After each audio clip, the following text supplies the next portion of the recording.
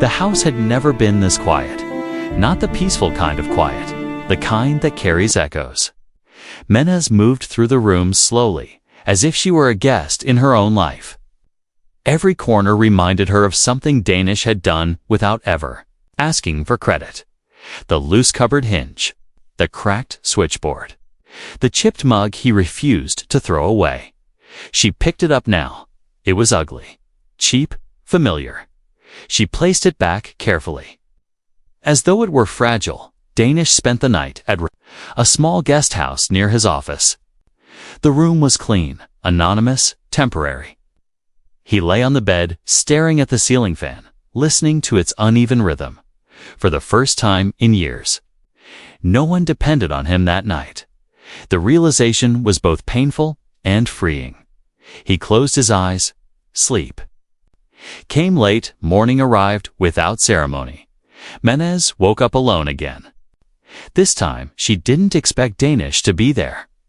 That frightened her more than his absence the night before. She checked her phone. No messages from him. She typed one. "Are you okay?" She stared at the screen, then deleted it. She had asked that question too late at work. Danish received an email. "Your application for the overseas project has been shortlisted. Final interview tomorrow." He read it twice. This wasn't escape. It was consequence. He leaned back in his chair and closed his eyes. So this is what choosing myself feels like, he thought. It didn't feel victorious. It felt necessary. Menez dressed carefully that afternoon, not out of excitement, but intention. She stood before the mirror longer than usual, searching her reflection for reassurance. "You're not wrong," she whispered to herself. "You're just unfinished." She stepped out. The meeting happened at the same cafe as before. The same table, the same sunlight. But Menez felt different. "You look distant today," he said after greeting her. "I am," she replied honestly. He smiled. "That's natural when you're about to step into a bigger life." She looked at him, or step out of a smaller one. He leaned forward. "Have you decided?" She took a breath. "I need clarity." He nodded. "Ask." "Will you still want me?" she asked slowly.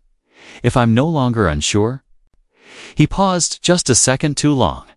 "I don't deal in uncertainty," he said. "I deal in outcomes." The words were polished, perfect, and suddenly empty. Menez realized something in that moment. He admired her dissatisfaction. Danish had endured. One had offered comfort. The other had offered commitment. She stood up. "I think I understand now," she said. "Understand what?" He asked. "That you never wanted me," she replied calmly. "You wanted my discontent." She walked away. He didn't stop her. Men like him never did. Evening settled.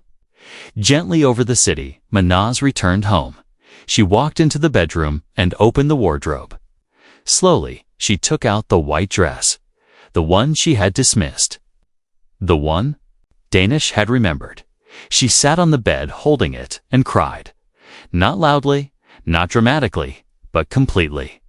Danish returned late that night. He hadn't planned to, but something had pulled him back. He unlocked the door. Menez was sitting in the living room. They looked at each other. This time, neither spoke immediately.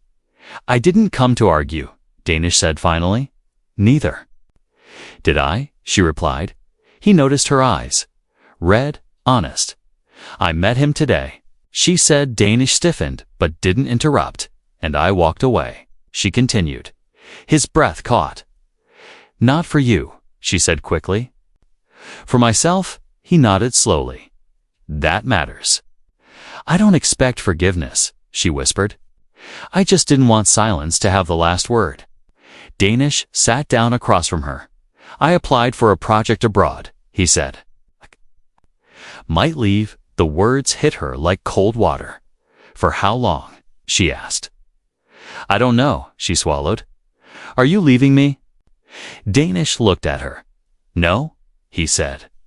"I'm leaving the life where love had to compete." Tears slipped down her face.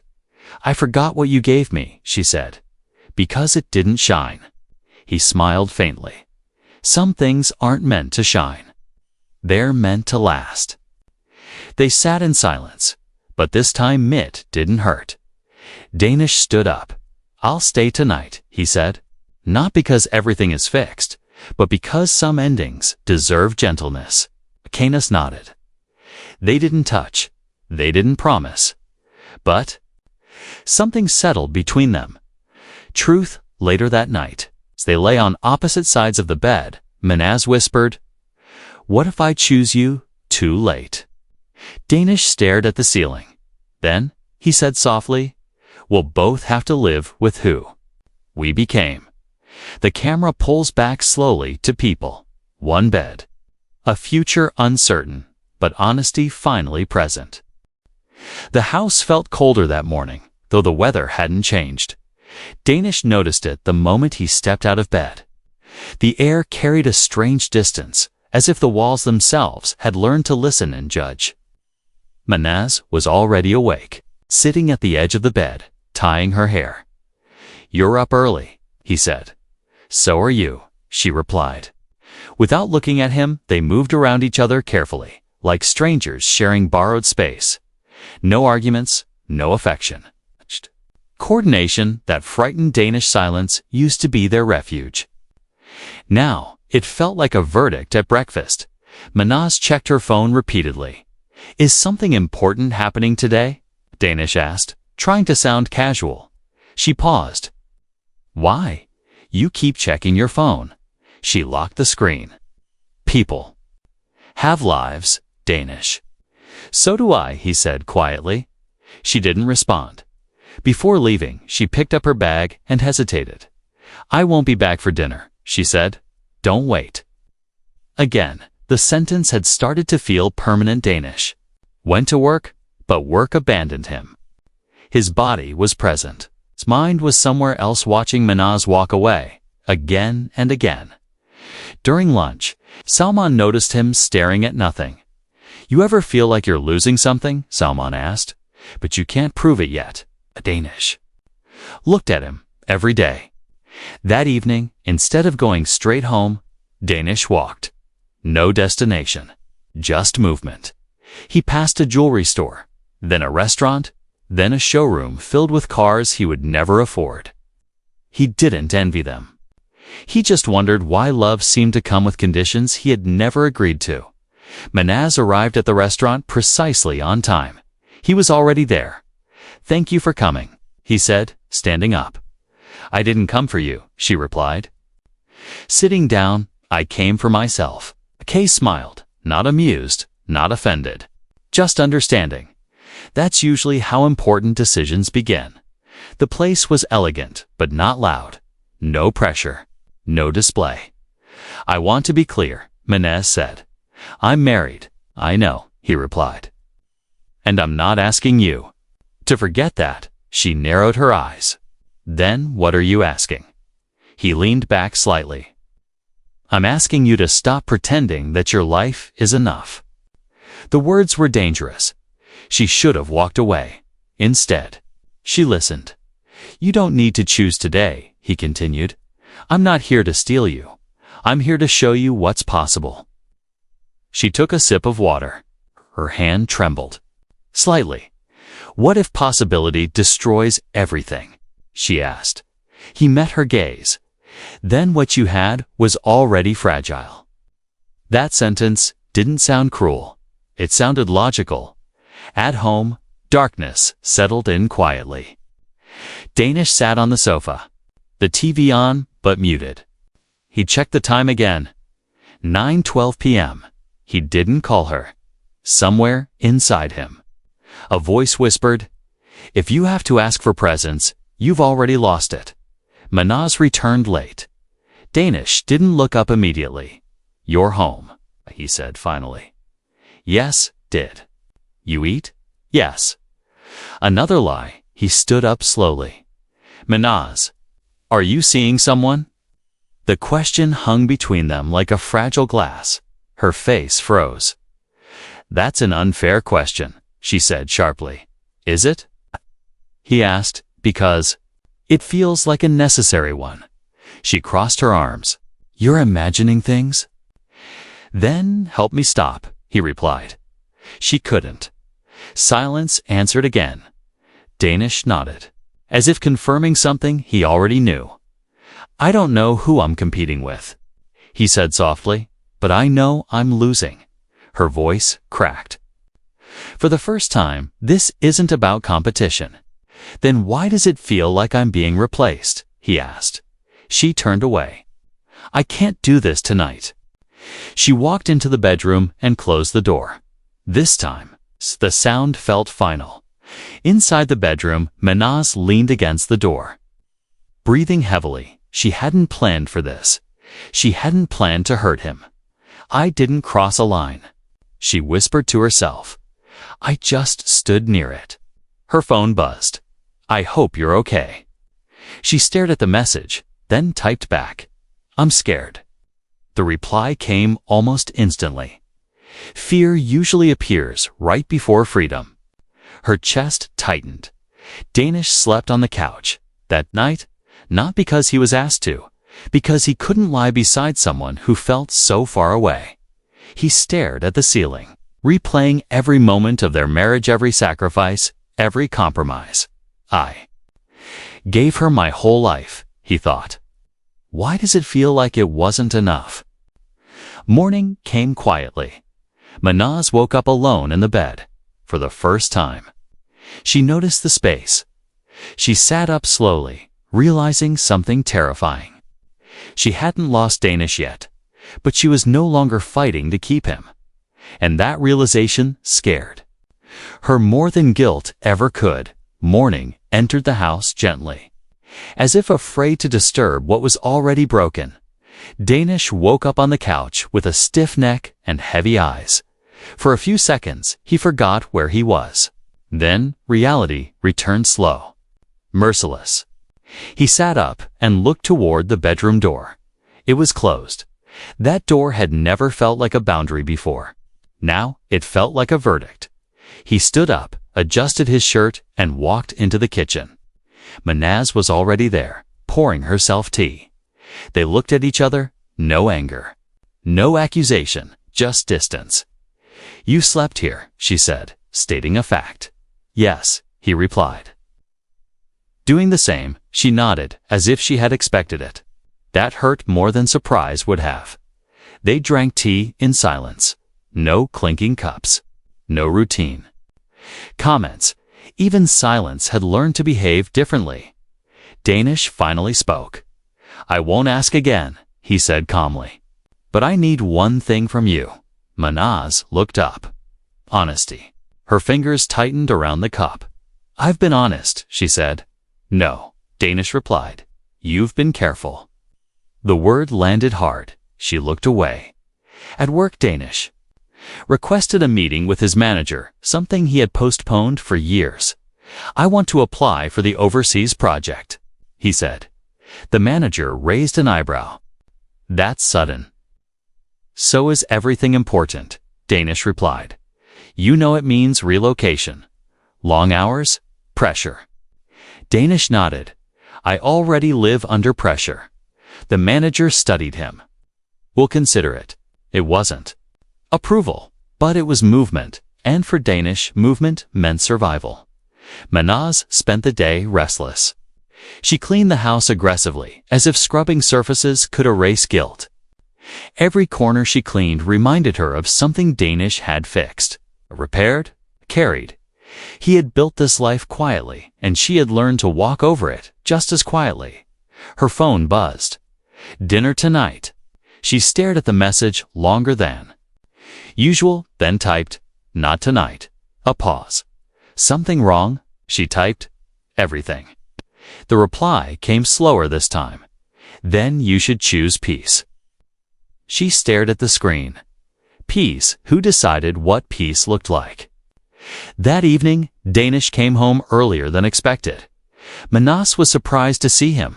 You're early, she said. Yes, he replied. I wanted to talk. She tensed. He noticed, not a fight, he said, A conversation. She sat down. So did he. I've been thinking, Dinesh began, about what love means to us. She said nothing. For me, he continued, love was responsibility. Showing up, staying, even when it hurt. He paused. For you, I think love means expansion. Being seen, being more. She looked down. Neither of us is wrong. He said softly, but we stopped speaking the same language. Tears welled in her eyes for the first time without anger. I didn't plan this, she whispered. I didn't wake up wanting to hurt you. No, Danish replied. That's what scares me. She looked at him. Then why are you so calm? He smiled faintly. Because if I start begging, I'll lose the last thing I have. What's that? She asked. My self-respect. The words sat heavily between them. That night, Anaz couldn't sleep. She replayed everything, the cafe conversations, the compliments, the ease. Then she replayed Danish's silence, his restraint, his dignity. One felt intoxicating, the other felt permanent. Her phone buzzed again. I'm worried about you. She typed slowly. What if I destroy my life chasing something else? This time the reply took longer. Only you can decide what destruction looks like. The sentence felt colder than the others, less comforting, more convenient. She realized something unsettling. He spoke in conclusions. Danish spoke in sacrifices. Danish packed a small bag that night, not secretly, not dramatically, just a few clothes. Manaz watched from the doorway. Where are you going? She asked. Nowhere permanent, he replied. I just need space to think. Her heart skipped. Are you leaving me? He shook his head. I'm leaving the version of myself that keeps waiting. The words broke something inside her. Is there someone else? She asked, suddenly desperate. He smiled sadly. No, and that's the difference between us. Silence swallowed the room. He picked up his bag. Before leaving, he turned. I don't want to trap you, he said. But I also won't chase you. She opened her mouth to speak. Nothing came out. The door closed. Manaz stood alone in the house. Truly alone. Not ignored. Not neglected. Just alone. She sat on the bed and stared at the empty space beside her. For the first time she felt it. Loss not of comfort, but of character. She whispered to herself, I wanted more. And for the first time, the words didn't sound brave. They sounded selfish. Danish walked down the street, bag in hand, shoulders straight. He felt pain, but he also felt something new. Relief when love starts costing dignity. He thought, it's no longer love. Morning arrived without asking permission. Manaz opened her eyes before the alarm rang. For a few seconds, she lay still, staring at the ceiling, listening to the quiet breathing beside her. Danish was asleep, turned slightly away from her, as if even in rest he was trying not to disturb her. She studied his face. There was peace there. An honesty she both admired and resented. She slipped out of bed carefully, her movements slow and deliberate. In the bathroom mirror, she looked at herself for a long moment. Today, she chose a different dress, not expensive, not flashy, but confident. The kind that didn't ask for approval. She applied minimal makeup, paused, then added just a little more lipstick than usual. Not for anyone, she told herself. Just for me. Danish woke up to the sound of silence. No clinking cups. No soft footsteps. He sat up, confused. In the kitchen, he found a note near the kettle. Won't be home till late. Don't wait for dinner. No explanation. No smiley face. Just facts. Something tightened in his chest. At the office, Danish struggled to focus. Numbers blurred. Emails went unread. His phone lay face down on the desk, heavier than it should have been. During lunch, Salma noticed You all right? He asked. You look like you're somewhere else. Danish nodded automatically. Just tired. But it wasn't tiredness. It was uncertainty. For the first time in years, Danish felt like he didn't know his own home. Across the city, Manas stepped into a cafe that smelled of roasted coffee and ambition. Everything about the place felt polished glass walls, soft music, confident people speaking in low voices. She hesitated for a moment at the entrance. Then she walked in. He stood up as soon as he saw her, tall, well-dressed, calm in a way that came from never having to apologize for wanting more. Manas, he said warmly. I'm glad you came. So am I, she replied, surprised that she meant it. They sat near the window. Sunlight filtered in, casting gentle shadows across the table. I won't waste your time, he said. I just wanted a conversation. No expectations. She smiled faintly. That's rare. So is honesty, he replied. They talked about books. About cities they had never visited. About how strange it was that some people spent their lives apologizing for existing. You shouldn't have to shrink to fit someone else's comfort, he said casually. Stirring his coffee, Manas felt the words land somewhere deep. And what if someone expects you to? She asked. Then they don't really love you, he said simply. The sentence echoed in her mind, at work. Danish finally gave in and checked his phone. No messages. He stared at the screen longer than necessary, then locked it again. That evening, he stopped by a small jewelry stall near the bus stop. He hadn't planned to. His feet had taken him there on their own. He picked up a modest bracelet, silver. Simple. How much? He asked. The price made him hesitate.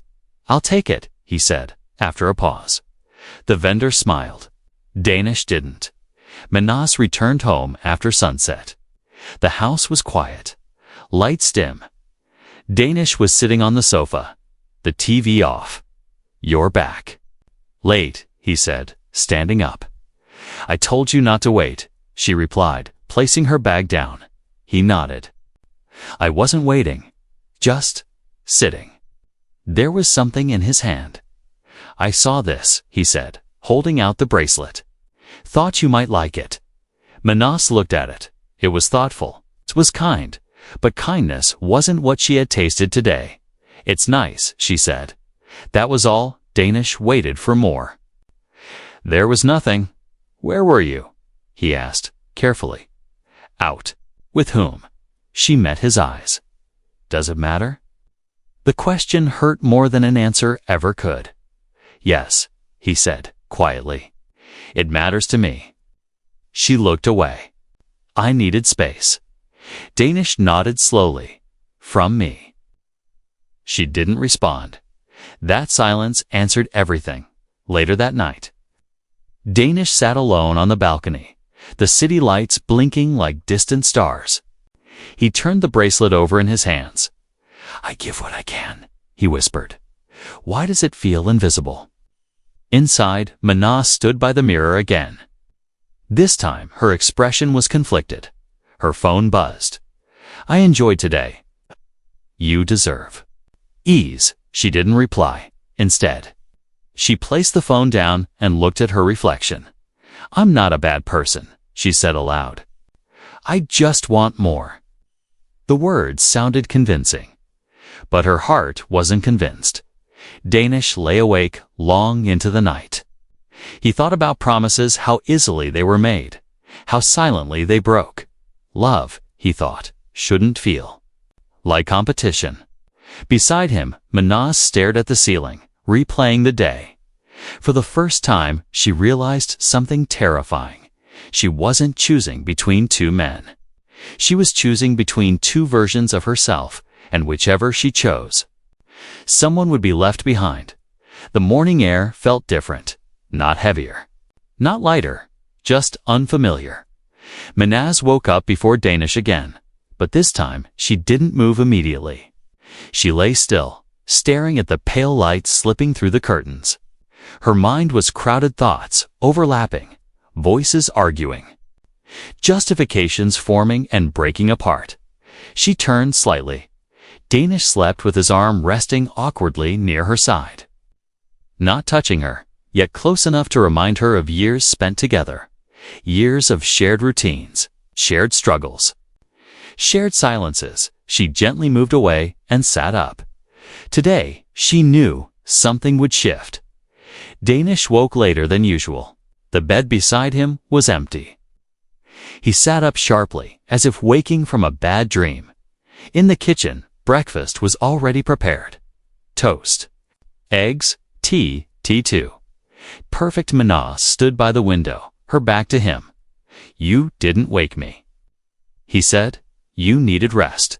She replied without turning around. Danish frowned. He sensed it immediately, the calm before an emotional storm.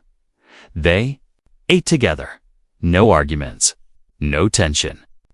Just politeness that scared him more than anger ever could. "I might come home late today," Menas said casually. "Oh," Danish replied. "Work?" "Yes," she said. It wasn't entirely a lie. The city roared with confidence as Menas stepped into the office building she had only seen from the outside before. Glass walls reflected success. People walked with purpose, not apology. She adjusted her bag and entered. The receptionist smiled professionally. "You're expected." That sentence made her pause. Expected. She was escorted to a private office overlooking the city. He stood by the window when she entered, hands in pockets, perfectly at ease. "You came," he said.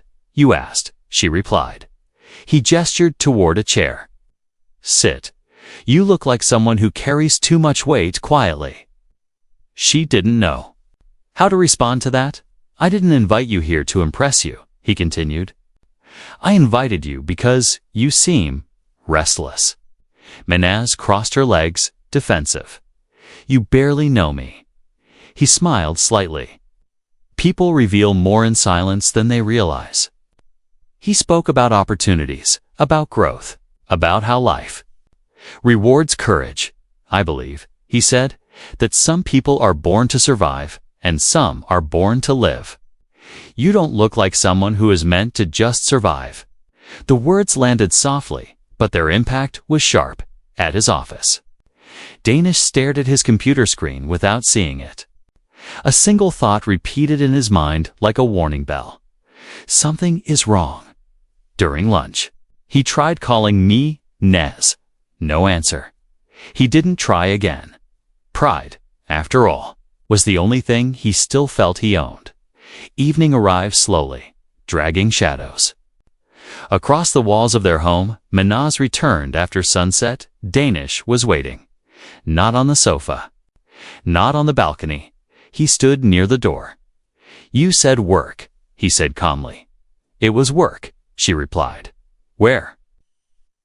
She hesitated. That hesitation said everything. "You don't trust me anymore," she said quickly, flipping the blame like a shield. "I trust you," Danish replied. "I just don't trust the silence between us." Her expression hardened. "You never trusted my dreams," she said. "You only trusted my patience." The words hit him harder than any accusation. "I gave you honesty," he said.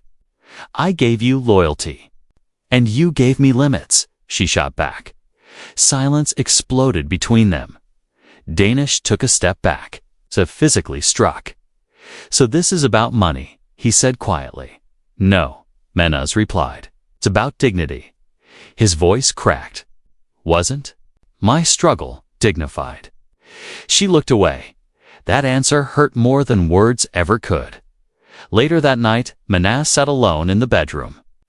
Her phone lay beside her, buzzing softly. A message appeared.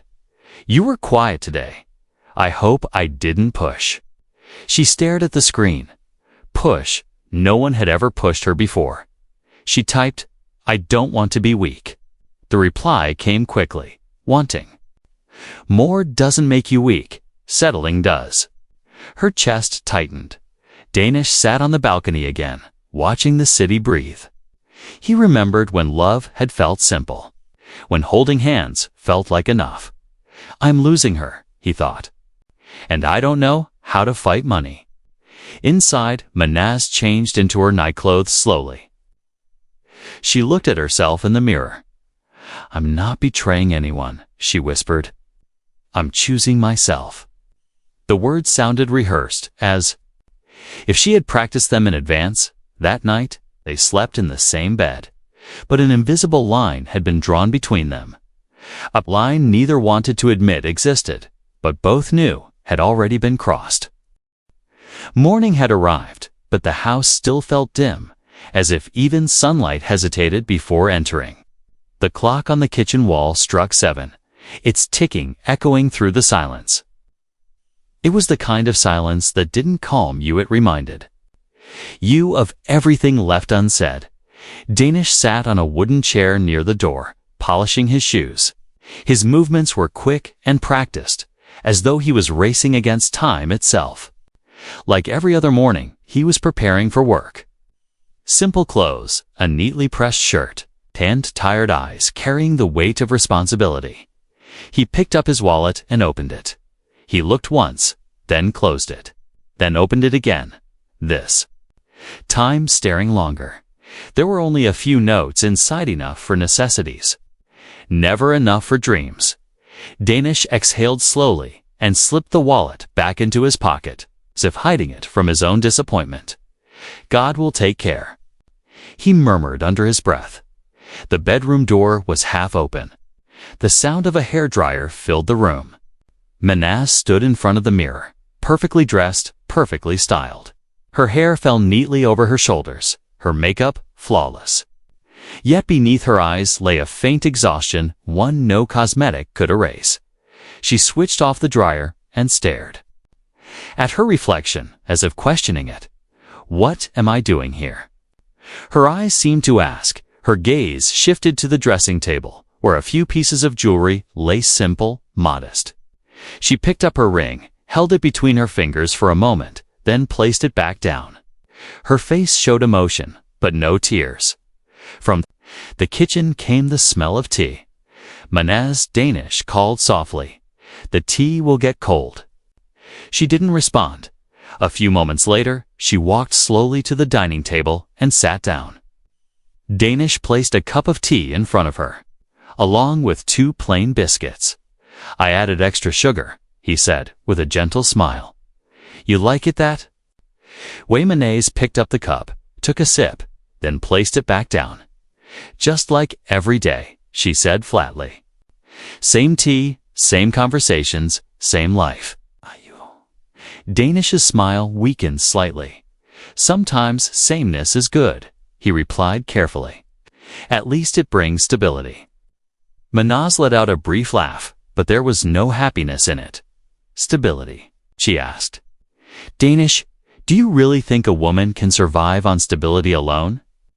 Danish wanted to answer, but the words stayed trapped in his throat. As always, he chose silence. Manaz picked up her phone. A notification flashed on the screen. An Instagram story. One of her friends sat in an expensive cafe. A branded handbag placed casually on the table. She watched the story, then scrolled through the comments. Living the dream. Goals, perfect life. She locked the screen. Amna is hosting a dinner tomorrow, Manaz said suddenly. Her husband just bought a new car. Everyone will be there. Danish nodded. Okay. What should I wear? She asked. He thought for a moment. The white dress we bought last Eid. It looks really nice on you. Menace's eyes sharpened. Last Eid, she repeated. Danish, that was 6 months ago. Clothes don't get old, Danish said softly. Only our thinking does. The words stung her. Why do you always turn everything into philosophy? She snapped. Why can't you just say it clearly that you can't afford it? Silence fell heavily over the kitchen. Danish picked up his teacup, didn't drink it, and placed it in the sink. I'm getting late for work, he said quietly. Late, Manaz replied. Or are you running away? Danish turned back to look at her. There was no anger in his eyes, only exhaustion. "I'm not running," he said. "I'm just trying not to fall." He opened the door and walked out. The door shut behind him, and the house felt emptier than before. Manaz sat down on the sofa. She looked around. Everything was clean, organized, in its place. Yet something was missing. She picked up her purse. Inside were only a few thousand rupees. She closed it again. "Love is cheap," she said to herself, "but its price is always too high." Outside, Danish stood at the bus stop. People surrounded him, some rich, some poor, some smiling, some burdened. Every face carried a different story. The bus appeared in the distance. Danish looked up at the sky and smiled faintly. "I don't have much," he thought, "but whatever I have is honest." The bus stopped. Danish stepped inside. Elsewhere, Manaz stared at her reflection in the mirror. She was beautiful, but not content. The camera freezes. The bus moved forward with a tired groan, stopping every few minutes to pick up more passengers. Danish stood near the window, one hand holding the metal bar, the other gripping his office bag. The city rushed past him, shops opening, vendors shouting, people chasing time as if it owed them something.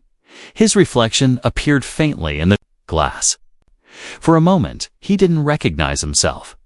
When did life become this heavy? When did love start feeling like debt? A man beside him laughed loudly while talking on the phone about profits and deals. Danish turned his face away, staring outside. Again, he wasn't jealous, at least that's what he told himself. He just wondered what it felt like to live without calculating every expense before breathing. At home, Mena sat motionless on the sofa long after Danish had left. The silence didn't comfort her. It pressed against her chest. She picked up the teacup from the table, now cold, and walked into the kitchen, pouring it down the sink. The sound of liquid disappearing felt symbolic. She leaned against the counter and closed her eyes. This wasn't the life she had imagined. Her phone vibrated again. This time, it wasn't Instagram. It was a message from an unknown number. "Hope you're doing well. It was nice seeing you at the fundraiser last week." She frowned, then remembered the fundraiser, the hotel, the chandelier-lit hall. The man in the tailored suit who had spoken with confidence, not apology. She typed back slowly. "Yes, I remember. Hope you are well too." A pause, then a reply. "Coffee sometime, just to talk." Manaz stared at the screen longer than she should have. She didn't reply, but she didn't delete the message either. Danish reached his office building, a modest structure squeezed between two larger corporate towers. The contrast always felt cruel. He took a deep breath before entering, straightening his shoulders as if confidence could be worn like a jacket. Inside, the office buzzed with routine. Phones rang. Printers hummed. Life went on. "Morning, Danish," his colleague Salman said. "You look tired." "Long night," Danish replied, forcing a smile. Salman leaned closer. "Herd management is promoting to people this quarter. You should apply." Danish hesitated. Promotions usually go to people who can afford to wait.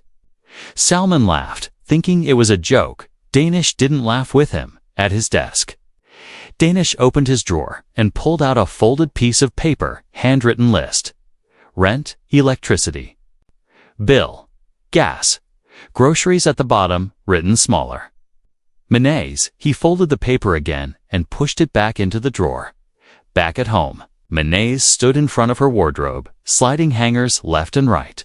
Colorful dresses stared back at her each, one carrying a memory. She picked up the white dress Danish had mentioned.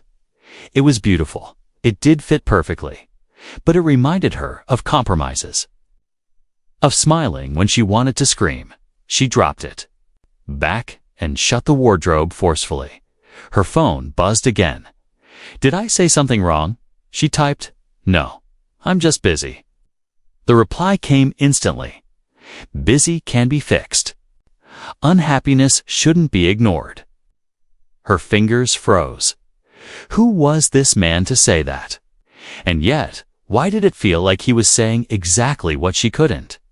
Evening approached slowly, dragging shadows across the walls of the house. Minaz cooked dinner mechanically, tasting nothing. When the door finally opened, she didn't turn around. Danish entered quietly. Placing his bag on the chair, "Smells nice," he said. She responded. They ate in silence. Not the comfortable kind, this silence was sharp. Filled with words neither wanted to speak first. Danish finally broke it. "Did you go out today?" "No." "Anyone called?" "No." A lie sat between them, invisible but heavy. Danish nodded, as if satisfied, though something in his chest tightened. He wanted to ask more, but fear stopped him. Fear of answers he wasn't ready for. After dinner, Minaz cleared the plates. Danish watched her from the sofa. "Minaz," he said carefully, "are you happy?" She paused. The question wasn't. Sudden it was overdue. She turned slowly. "Happiness," she said, "is not something people like us can afford to define, Danish." He stood up. "That's not true, isn't it?" she asked. "You define happiness as survival. I define it as living." The distance between them felt wider than the room. "I'm trying," Danish said quietly. "I know," Minaz replied. "But trying isn't always enough." She walked into the bedroom, closing the door behind her. Danish remained standing, staring at the door as if it might reopen on its own. It didn't later that night. Minaz lay in bed, scrolling through her phone. The message thread was still open. She typed, "Coffee is fine." 3 dots appeared almost instantly. "Tomorrow, I'll send the location." She locked the phone and placed it face down. Her heart was racing not with excitement, but with guilt. In the other room, Danish lay awake, staring at the ceiling. He replayed the day again and again, searching for where he had failed. "I gave her honesty," he thought. Why wasn't that enough? He turned on his side, clutching the pillow as if it could replace warmth. The night stretched on, holding. To people under the same roof, connected by marriage, separated by silence. And standing unknowingly at the edge of a decision that would change everything, camera slowly pulls back. Lights dim.